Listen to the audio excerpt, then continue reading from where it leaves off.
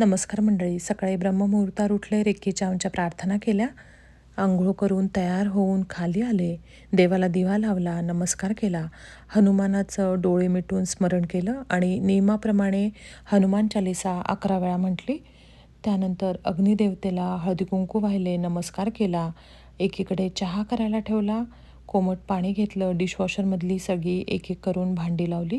रात्रीच डिशवॉशर लावते म्हणजे सकाळपर्यंत ही भांडी होतात आणि सकाळी सकाळी स्वच्छ कोरडी भांडी लावायला खरंच खूप छान वाटते. भांडी लावून झाल्यानंतर शांततेत बसून चहा घेतला आणि मुलीचा डबा तयार करायला घेतला. तिचा डबा तयार करून ठेवला.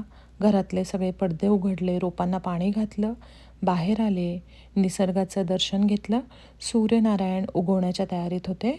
निसर्गाचं दर्शन घेऊन झाल्यावर वरती गेले, वरचे सुद्धा सगळे पडदे उघडले, वरच्या रोपांना पण थोडं थोडं पाणी घातलं आणि वॉशिंग मशीनमध्ये सगळी कपडे सगळे धुवायला लावले. मुलगी तयार झाली होती, तिला शाळेत सोडवायला गेले. शाळेत सोडवून आल्यावर सगळा गॅस ओटा पुसून घेतला. सिंकमध्ये जी काही भांडी होती ती भांडी डिशवॉशरमध्ये लावली आणि हे सगळं करून झाल्यावर शांततेत बसून देवाची मनोभावे पूजा केली. नैवेद्य दाखवून आरती केली.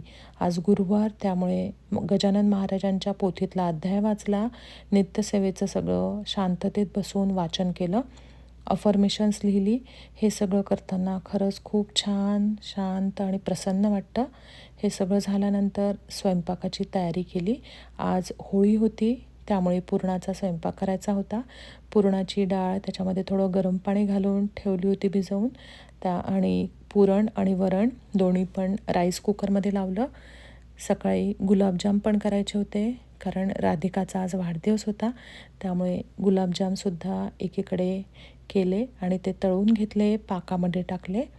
हे सगळं झाल्यानंतर योगाचा क्लास होता, तो क्लास केला आणि साधारण 11, 11:15 स्वयंपाकाला लागले.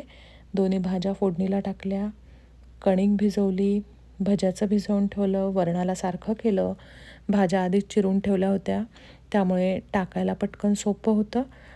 चटणी करून ठेवली, कोशिंबीर केली आणि पापड आणि भजे तयार करून घेतले. नंतर पुरणाच्या पोळ्या केल्या आणि एकीकडे भात पण गरम गरम लावलेला होता. सगळा नैवेद्य वाढला, देवाची आरती केली, नैवेद्य दाखवला आणि होळीचा नैवेद्य पण काढून ठेवला होता वेगळा.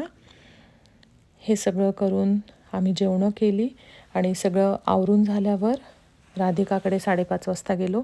तिने होळीची सगळी तयारी करून ठेवलेली होती.